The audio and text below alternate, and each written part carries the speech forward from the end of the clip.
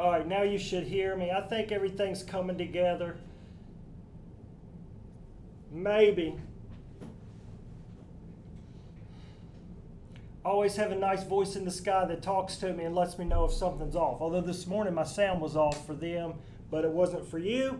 But I was definitely off this afternoon, but now I think we're on track.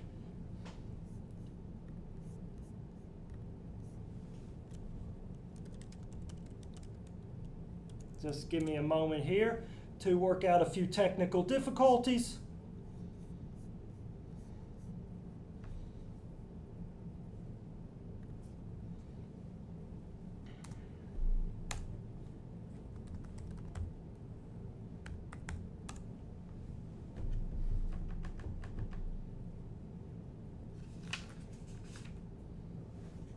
Well, good afternoon. Welcome to a bit of an unexpected afternoon edition of Power 30.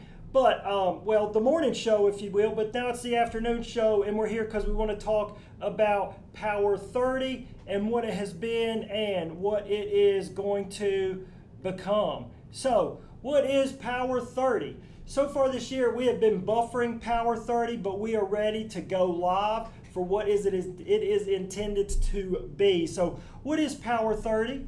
Power 30 is our commitment to fulfill our mission statement to help you be successful in academic skills.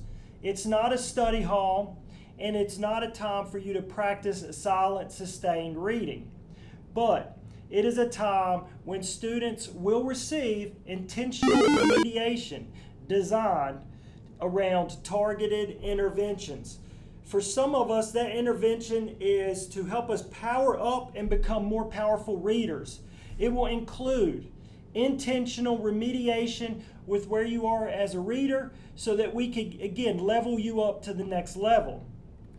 For another set of us, we are going to be working on core interventions. So we're going to be working on remediations of not just reading, but math and science. And we will rotate through those three core subject areas on 1 week intervals. The focus will be targeted support and skill mastery based on your student needs. Intervention lessons are planned and provided for by your core teachers. And social studies, even though they're not in the loop, have an opportunity to push in with literacy and partner with these remediations so that you're also getting some social studies content while you're working on your reading skills. Also, during Power 30, some of us are going to be working to power up through enrichment projects. For students not requiring a direct intervention, this time is going to be used for enrichment opportunities. These enrichments are going to be intentional and structured, with staff members teaching you specific skills and concepts related to the enrichment's theme. The dual purpose allows us to reduce class sizes during the interventions and to ensure all students are getting what they need, where they need to power up during Power 30. So, what are we going to do today? So what we're going to do today is I need you to now use your Chromebook. You're going to go to your Chromebook and you're going to check your email. And in your inbox, you are going to find an email titled Power 30 Enrichment Form. And you are tasked with completing that form. Now, we're all filling out the form to see where you're at, but not everyone's going to be in those enrichments, okay? But for those that will be in, we know where you want to go, and we're going to try to see if we can get you there. However, let me read you these directions because they're important.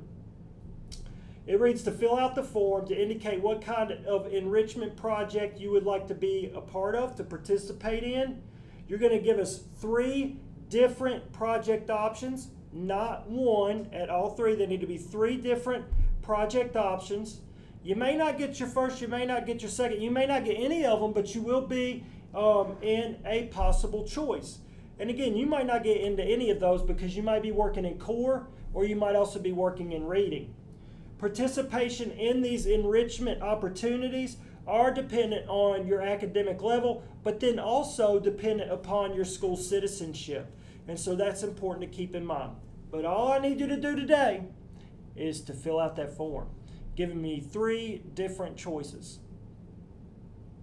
All right, that's all that I have at this point for us today. You have now until 2:50 to get that form filled out. We look forward to seeing your results, and we'll see you when you see you.